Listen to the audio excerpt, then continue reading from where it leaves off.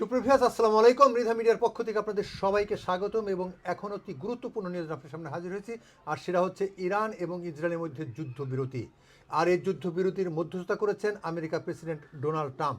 তবে যুদ্ধবিরতি ঘোষণার পরপরই আবার আক্রমণ এবং পাল্টা আক্রমণ চলছে, একে অপরকে দোষারোপ করছে। আপনারা জানেন যে গতকালকে যখন কাতারে ইরান হামলা করেছিল, অ্যাটাক করেছিল আমেরিকান যেখানে সোলজার থাকে সেই আমেরিকান ঘাঁটিতে, তারপর থেকেই আমেরিকার প্রেসিডেন্ট নড়ে সরে বসেছে। এবং এই যুদ্ধবিরতি ঘোষণার সাথে সাথেই আপনারা জানেন যে তেলের দাম কমে গেছে বহুগুণ। সুপ্রভিয়ার্স, তাই সবাই যুদ্ধ চায় না, শান্তি চায়। সুপ্রভিয়ার্স, তারপরও দুই দেশ যুদ্ধের জন্য সবসময় একটি তোড়জোড় রেখেছে।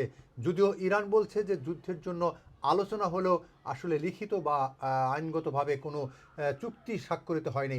সুপ্রভিয়ার্স, সেই চুক্তি স্বাক্ষরিত না হওয়া পর্যন্ত হয়তো এই যুদ্ধ থামবে না।